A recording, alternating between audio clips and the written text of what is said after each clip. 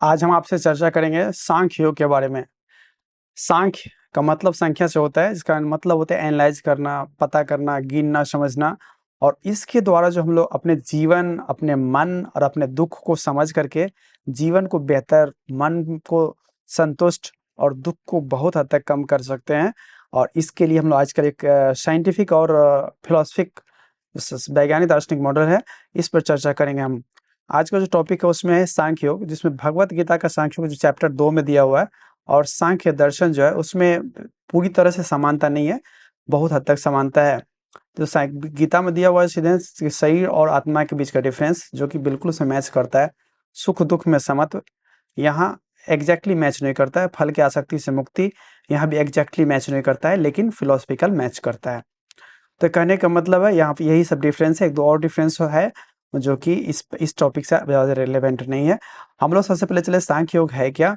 तो सांख्य योग का मतलब है कि सबसे पहले कि एनालाइज करके चीज़ों को समझ करके उसको क्लियर करें। एक आप देखना है दुनिया में दो चीज़, एक चीज़ जो बदल रहा है, जैसे हम आपका शरीर, बच्चे जवानी बूढ़ा पा रहा है, विचार मन में कोई अच्छा बुरा जो भी भावना, इच्छा, सफलता सफलता, सुख दुख, सामाजिक पहचान, ये सब बदल रहा होगा। जो नहीं बदल रहा है वो है आप, जिसको आप सांख्य योग में, यहीं पर सांख्य योग होता है। सांख्य योग कहता है कि दोनों में अंतर करना चाहिए, यही अंतर करना एक लक्ष्य है जहाँ पे सारी समस्या का समाधान है। ये सांख्य योग का सीधा स्वत है। इसमें आप देखते, मैं शरीर, विचार और भावनाओं को देख सकता हूँ, इसलिए मैं केवल शरीर, विचार और भावना नहीं हूँ। यहीं पे शुरुआत होता है जो दिमाग, इसको विवेक और बुद्धि जो भी कह सकते हैं। इसी को हिंद मॉडल में दिया कि हम थोड़ा जितना लिखा हुआ दिखता है आपको, उस बहुत ज़्यादा डिटेल रहता है। हम थोड़ा बोलेंगे संक्षेप में ताकि समझने में असुविधा हो और वीडियो भी बहुत लंबा नहीं हो। तो इसको आप पढ़ लेंगे अपने से। यही क्वेश्चन जो हम आगे पढ़े उसी के बारे में लिखा हुआ। तो यहाँ सिर्फ यही कहा जाता है कि इस जो बदलता है वो बदलता ही रहता है, और जो नहीं बदलता है वो नहीं बदलता है, और जो नहीं बदलता है उसके साथ आपका होना चाहिए, आपको देखना चाहिए। अब यहाँ एक क्वेश्चन हुआ कि जो चैप्टर 2 में भगवान श्री कृष्ण अर्जुन को एक गीता के उपदेश में सांख्य योग का डिस्कशन हुआ था, उसमें अर्जुन की वास्तविक समस्या क्या थी। अर्जुन सोच रहे थे क्या हमें करना चाहिए, अपने लोगों को मारना चाहिए तो क्या करना चाहिए, ऐसे मारने से अच्छा होगा खराब होगा। तो ये अर्जुन को बहुत चिंता होने लगी थी परिणाम के बारे में, फिर क्या होगा, हारेंगे जीतेंगे। तो यही भगवान श्री कृष्ण समझाए थे सांख्य योग का कि तुम इस सांख्य योग को समझो पहले पहले कि शरीर बदल रहा है और आत्मा बदलता नहीं है। तुम बदलने वाले के साथ में रहोगे तो तुम्हारा मन भी बदलते रहे, करे कि नहीं करे, क्या होगा, ये होगा वो। सिर्फ उन्होंने सीधे कहा कि तुम उस बदलने वाले साथ से हट करके उसके साथ जाओ जो बदलता नहीं है। यहीं पे तुम्हारा कन्फ्यूजन का कारण है। तो ये पे यहाँ पे बोला कि तुम आत्मा के पास जाओ, और आत्मा कहता है ना मरता है जीता है, क्या हो सकता है, तुमको करना वही चाहिए जो समाज के लिए, सब लोगों के लिए, ज़्यादा से ज़्यादा लोगों के लिए अच्छा होता है, वही करना चाहिए। यही कहने का मतलब था। ऐसा सोच करके, कंसेप्ट समझ करके क्या करना चाहिए वो करना चाहिए, होश में करना चाहिए और वो अच्छा करना चाहिए। ये तो अर्जुन के लिए टीचिंग था। अब यहाँ पे उसी टीचिंग आगे बढ़ाते हैं हम लोग। यहाँ पे जो मन में जो विचार आ रहा है, लगता है आप वही विचार भी नहीं है। तो आपको, जैसे मैं दुखी हूँ, तो सांख्य पूछेगा दुख कौन जान रहा है, गुस्सा उनको हो रहा है, गुस्सा कौन देख रहा है। तो यहीं पे ये हायरार्की देखिए, इस चीज को देखिए। कोई वस्तु है, फिर आपका दिमाग उसको देखता है, आंख से देखता है, शरीर तो मन में आता है, फिर विचार पैदा हुआ, फिर भावना होता है। भावना सबको देखने वाला ही साक्षी, आत्मा, परमात्मा, जो भी आप बोल सकते हैं, यहाँ पर हम लोग बोलते हैं। इसी चीज को समझना, इस हायरार्की को समझना ही एक दिमाग है, इंटेलिजेंस है, या सांख्यों का फिलोसफी कंसेप्ट है। कि इस कंसेप्ट को समझना है, ये कंसेप्ट समझ कौन रहा है। अब यहाँ पे सांख्यों सीधे तौर पे, जो इस सांख्यों का जो मेन कंसेप्ट यही था कि एक चीज़ प्रकृति है जो हम लोग देखते हैं, वातावरण। प्रकृति में यहाँ सॉफ्टवेयर हार्डवेयर दोनों को इंक्लूड किया है। सॉफ्टवेयर मतलब हमारे दिमाग में जो विचार है, हार्डवेयर मतलब जो हमारा शरीर, हाथ है, या बाहर में जो लोग है, बाहर में जो चीज़ है उसको। तो ये प्रकृति पुरुष को यहाँ पे डिफरेंस किया। चेतना, जिसमें लोग कॉन्शसनेस बोलते हैं, प्रकृति, दृष्टा देखने वाला, दृश्य दृश्य है, और देखने वाला कोई और है। परिवर्तनशील है, अपरिवर्तनशील है। ये अनुभव की सामग्री है, अनुभव का प्रकाश है। स्वयं कुछ नहीं करता, सारी गतिविधियां ये करता है। इस देखने वाला साक्षी है, ये शरीर में बुद्धि है। तो इसी आधुनिक एनालॉजी में इसको देखना है कि एक टीवी का स्क्रीन है या सिनेमा का हॉल है, उस पर स्क्रीन लगा, उस स्क्रीन को प्रोजेक्टर से लाइट जा रहा है। कभी उसमें ऐसा सीन आता है उसमें आग लग जाती है, कभी युद्ध हो जाता है, कभी प्रेम हो जाता है, कभी मृत्यु हो जाता है, कभी हंसने लगता है, कभी रोने लगता है। और उसको देखकर जो देखने वाला है वो हमेशा कभी कभी उस भावना में जाते रहता है। लेकिन जैसे आप समझिए कि भावना में गुस्सा आ रहा है, कभी प्रेम आ रहा है, क्योंकि सिनेमा हॉल में ऐसे ही होता है देख-देख के। लेकिन जैसे समझेंगे कि भाई ये तो स्क्रीन पे दिखाया जा रहा है, ये घटना नहीं काल्पनिक घटना है, ये पे काल हीरो भी काल्पनिक है, स्क्रीन के अंदर जल नहीं रहा है। जैसे आग लगने से स्क्रीन पे आग लगता नहीं है, टीवी का स्क्रीन वैसे ही रहता है या उस सिनेमा हॉल का जो स्क्रीन है वैसे ही रहता है। तो इस तरह से हमारे शरीर के अंदर भी होते रहता है, इसी चीज़ को समझना है स्क्रीन की तरह। जैसे आप उसको अवेयरनेस होता है, आपके अंदर का क्रोध, गुस्सा, प्रेम, भावना, हँसना-रोना कम हो जाता है। जब सिनेमा हॉल में भी ऐसा सोच के अगर सोचने लगेंगे तो कम हो जाता है। तो इसी बात को समझाना है इसकी तरह कि आदमी को सोच के होश में रहना चाहिए। ऐसा नहीं कि जो सिनेमा में देख रहा है उसमें बह जा रहे हैं। तो ये चीज़ यहीं पे है, यहीं पे एनालॉजी है। उनका कहना है कि यहाँ पर दिमाग लगा के आपको ये समझना है कि एक चीज़ दुनिया में जो हो रहा है, जो चीज़ दुनिया में नहीं कुछ भी बदलाव नहीं हो रहा है। तो आपको जो बिल्कुल नहीं बदल रहा है, उसमें आपको तरफ जाना चाहिए। इस कहने का मतलब। यहीं पे प्रकृति के 3 गुण में दिखा गया है कि लोग लगभग 3 गुणों से जुड़े होते हैं। एक भी लोग भी अलग-अलग समय में अलग-अलग गुण में होते हैं। जैसे कि एक ही आदमी सुबह में कुछ और गुण में होंगे, दोपहर में कुछ, रात में कुछ और गुण हो सकते हैं। तो यहाँ पर 3 तरह गुण दिया है, उसमें बताया गया है कि जो सत्वगुण होता है स्पष्टता, शांति है, रजगुण है इच्छा, गतिविधि, तमस गुण है आलस, भ्रम, ये सब है। उदाहरण भी दिया हुआ, उदाहरण यहाँ देख के पढ़ सकते हैं। जो शांत स्पष्ट निर्णय सत्वगुण होता है, जब मन शांत होता है। प्रोक्रास्टिनेट तामस होता है, अचीवमेंट के पीछे दौड़े रहते हैं, 99 का फेर तो वो आप राजस हो गया, इस तरह से। कोई गुण अच्छा बुरा नहीं होता है, यहाँ पर्पस होता है कि आपको सबसे बेस्ट होता है कि तीनों गुण के बाहर जाना, जो बदलता नहीं है, क्योंकि ये सब बदलता रहता है। अब यहाँ क्वेश्चन और सबसे बड़ा क्वेश्चन, दुःख क्यों पैदा होता है? दुःख पैदा क्यों होता है? यहाँ पे खेल है। ऐसे इसको आप पढ़ लीजिएगा, हम यहाँ नीचे पढ़ लेते हैं। जैसे आपका प्रमोशन नहीं हुआ, घटना क्या हुआ? प्रमोशन नहीं मिला। मन कहानी क्या कहता है? मन एक कहानी बनाता है कि मैं असफल हूँ। फिर दूसरी कहानी बनाता है, दूसरा मुझसे बेहतर है। फिर तीसरा बनाता है, मेरा भविष्य खराब है। फिर क्या हो जाता है? दुःख हो जाता है। तो ये सारा कौन कर रहा है? आपका मन आपसे करवा रहा है। घटना उसके बारे में हमारा आइडेंटिफिकेशन कौन जोड़ रहा है? आपका दिमाग जोड़ रहा है। तो यहीं पे दिमाग को समझना है कि ये जो दिमाग, मन जो व्याख्या करता है, एक्सप्लेन करता है आपको, ऐसे हो गया, वैसे हो गया, यहीं पे आपको या तो कोई चीज़ से ज़्यादा प्रेम हो जाता है, कोई चीज़ से दुश्मनी हो जाता है। तो यही भय, क्रोध, दुःख का कारण बनता है। यानी मन का एक्सप्लेनेशन ही करता है। अगर आप मन के एक्सप्लेनेशन के बाहर चले गए, तो आपको कुछ नहीं होगा। तो यही पॉइंट को समझाना है। तो सांख्य योग और कर्मयोग का कनेक्शन क्या कहता है? अब यहाँ पे सांख्य योग का मतलब हुआ कंसेप्ट हुआ, कर्मयोग उसका काम करने का तरीका हुआ। जैसे एक थ्योरी हुआ, एक प्रैक्टिकल हुआ। तो प्रैक्टिकल होता है कि कोई भी हम काम करते हैं तो उसका कोई रिजल्ट होता है। रिजल्ट हमारे लिए अच्छा भी हो सकता है, बुरा भी हो सकता है। तो एक्शन, ड्यूटी, एक्सेलेंस, आप कोई काम किए, बहुत अच्छे से काम किए, बड़ी अच्छा काम हुआ, लेकिन उसके रिजल्ट से डिटैच हो जाइए। जैसे कि अच्छा काम हुआ था, जब बुरा काम होगा तो बुरा बुरा लगेगा। अगर किसी काम को अच्छा से होने से आपको बहुत अच्छा लगता है, तो काम को बुरा होने से बहुत बुरा भी लगेगा। लेकिन अच्छा होने से अच्छा और बुरा होने से बुरा दोनों नहीं लगे, फिर भी आप काम को अच्छा से कर लेते हैं, तो यहीं पे एक्सेलेंस आता है। एक्सेलेंस का मतलब ये नहीं हुआ कि काम नहीं करना है।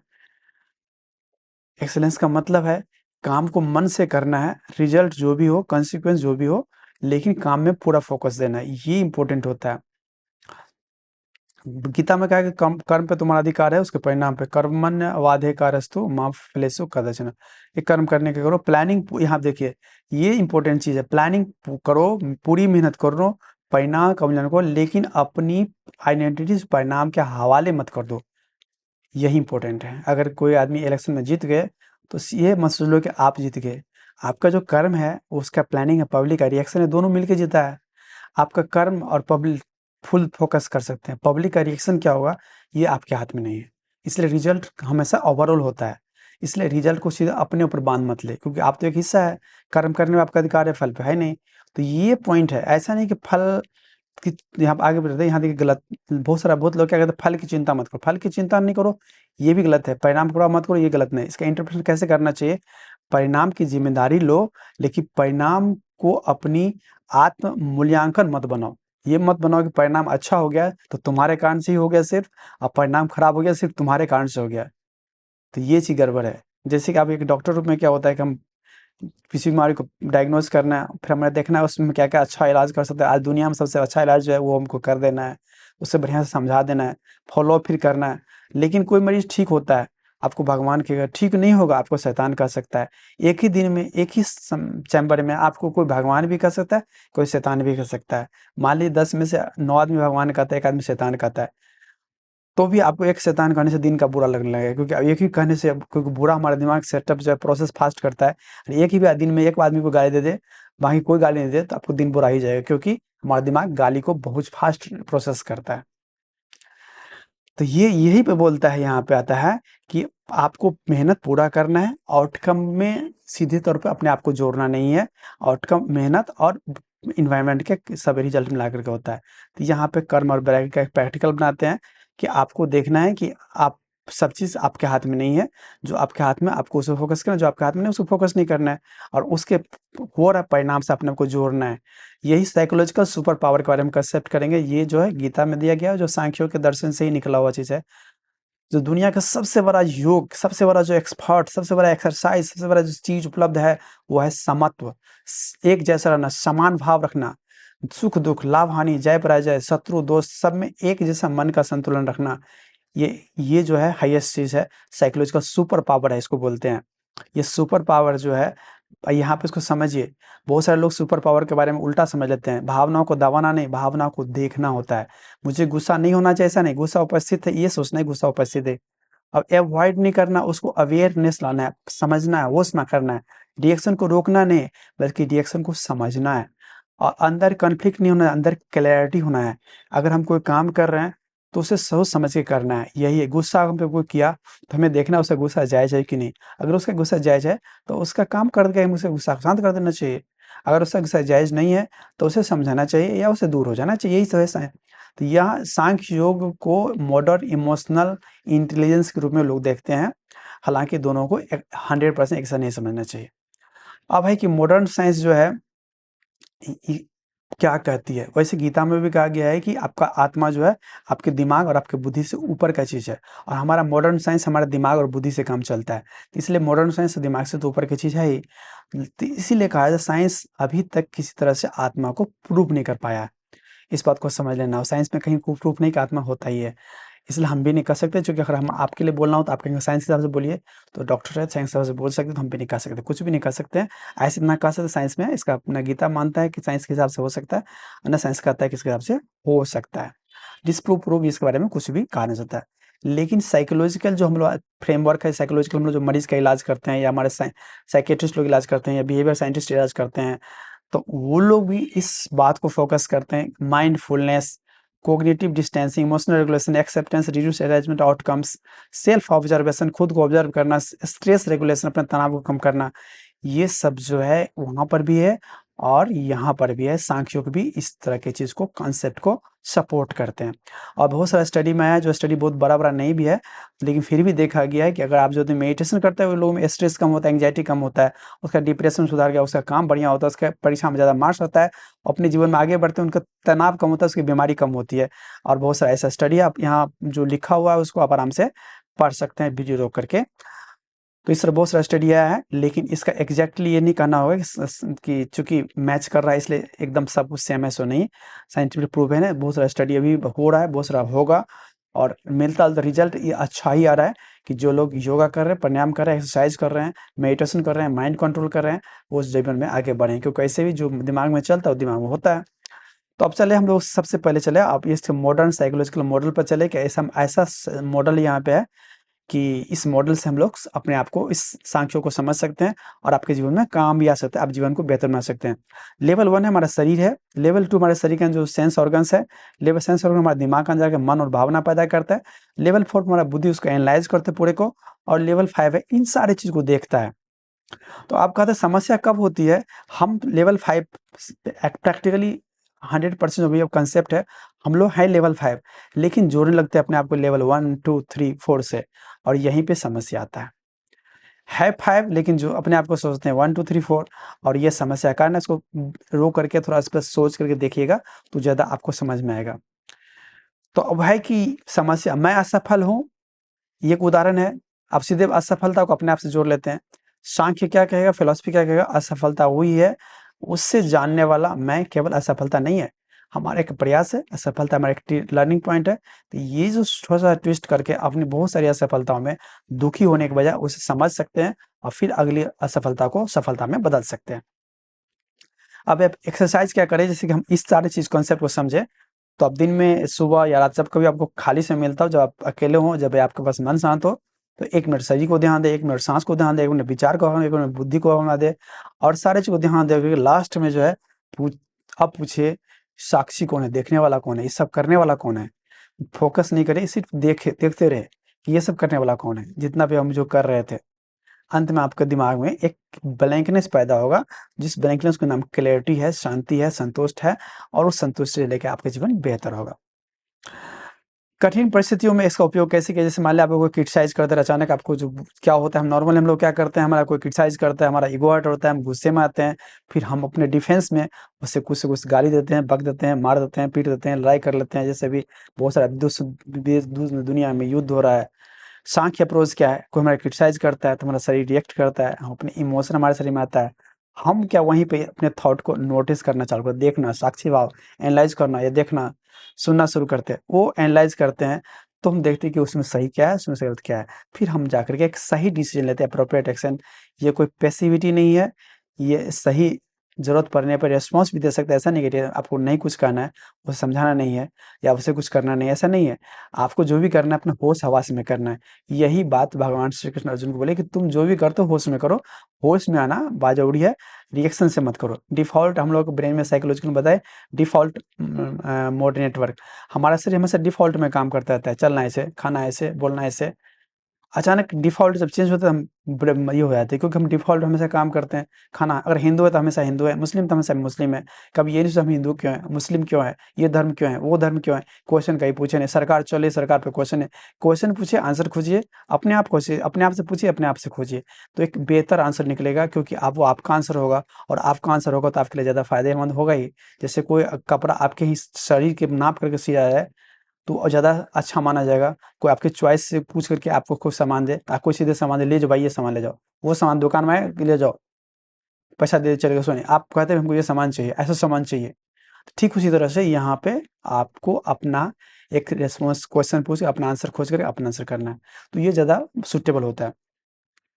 अब क्वेश्चन होता है सबसे गहरा प्रश्न मैं कौन हूँ? ज़्यादा हम डिटेल में नहीं चलेंगे, आगे चलेंगे, वीडियो लंबा होता जाता है। आप इसको पढ़ सकते हैं। यहाँ मैं कौन हूँ, इसी पे जाकर के सांख्यों का फिलॉसफी शुरू हो जाता है। आगे चलते सामान्य जीवन में और सांख्य दृष्टि में यहाँ पे थोड़ा-थोड़ा अंतर पढ़ लीजिए। मैं दुखी हूँ, दुःख का अनुभव हो रहा है। मैं शरीर हूँ, शरीर मेरा एक इंस्ट्रूमेंट है। जिससे ऐसा नहीं कि शरीर को इग्नोर करना है, शरीर को बेइज़्ज़त करना है, शरीर को दुःख देना है, ऐसा नहीं। शरीर का ख्याल रखना है, सही से ख्याल रखना है, क्योंकि शरीर है तभी आप दुनिया में हैं। इसलिए कहा ज़िंदगी में सबसे बड़ी चीज़, ज़िंदगी खुद ही है। परिणाम जो है मेरी वैल्यू नहीं, मेरी रिस्पॉन्सिबिलिटी है अपने अच्छे परिणाम। भावना को मैं देख सकता हूँ। भावना मुझे चलाती है, सुख चाहिए, दुःख नहीं, दोनों परिवर्तनशील है। बाहरी दुनिया से खुद को जोड़ते हैं लोग, भीतर की दुनिया से आप खुद को जोड़ते हैं, यहीं पे डिफरेंस है। जो दुनिया भीतर में उसको फ़ोकस करना ही जीवन का एक मिथ है। तो सांख्य का अर्थ दुनिया को छोड़ना नहीं, गीता अर्जुन छोड़ने के लिए विवेक के साथ कर्म करने का कहता है। आप सोच के होश में काम करो, बेहोश में नहीं करो, ये यही पे है। सांख्य योग दुनिया छोड़ना नहीं, होश में आना है। फल की चिंता मत करो सो नहीं, प्लानिंग मत करो ऐसा नहीं है। प्लानिंग करें, स्ट्रैटेजी बनाएँ, रिस्क मैनेजमेंट करें, लेकिन साइकोलॉजिकल सिलेबरी रिजल्ट के प्रति न अब जो भी रिजल्ट है उसके प्रति एकदम पागल की एटीट्यूड में जो है, हार गए तो कोई बात नहीं, जीत गए तो कोई बात नहीं। इस तरह से नहीं, आपको जीतना हारना दोनों में होश में रहना है। सांख्य मतलब भगवान को न मानना ऐसा भी नहीं, बहुत सारे कंसेप्ट में इसका ये है। सांख्य मतलब भगवान को न मानना ऐसा नहीं है, जहाँ बराबर मतलब नहीं है। मानना भी है या नहीं मानना है, इसके बारे में बहुत सारे डिस्कशन है, फिलोसॉफिकल थोड़ा डिफरेंस है लोगों के बीच में। इमोशन लेस होना, एनलाइटमेंट होना ऐसा नहीं है। समत्व का मतलब इमोशन खत्म करना, अपनी पहचान को समझना है, समझ के पहचानना है। मेडिटेशन हर समस्या का इलाज है ऐसा नहीं। मेडिटेशन डिप्रेशन, एंग्जायटी, सुसाइड आदि में प्रोफेशनल मेडिकल साइकोलॉजिकल केयर देता है, लेकिन सिर्फ यही सब कुछ का इलाज है ऐसा नहीं है। मेडिटेशन कॉम्प्लीमेंट्री है, सब रिप्लेसमेंट नहीं है। सांख्य ऑफ नेटवर्क है, अब देख लीजिए। अज्ञान, गलत आइडेंटिफिकेशन, अटैचमेंट, फियर, डिजायर और सफरिंग होता है। तो यहाँ सफरिंग, दुःख को दूर करने के लिए सांख्य योग है। ज्ञान, विवेक, डिटैचमेंट और समत्व और स्वतंत्रता। ये फ्रीडम मिलता है आपको अंदर से कि आप सोच रहे हैं, आप कर रहे हैं, आपका काम है। यहाँ थोड़ा-सा इसमें है, यहाँ देख सकते हैं जो नेचुरल मैक्सिमम लोगों का जो रिएक्शन है और सांख्य योग के साथ जो रिएक्शन इसमें दिया हुआ है, दोनों का डिफरेंस दिया हुआ है। इसको खाली समय में पढ़ लीजिए। एक्सपर्ट लेवल अंडरस्टैंडिंग वही है। पुरुष और प्रकृति, एक जो बदलने वाला है, एक जो नहीं बदलने वाला है। प्रकृति बदलना है, पुरुष जो भगवान इसको बोल सकते हैं लोग आपस भाषा में, आत्मा बोल सकते हैं।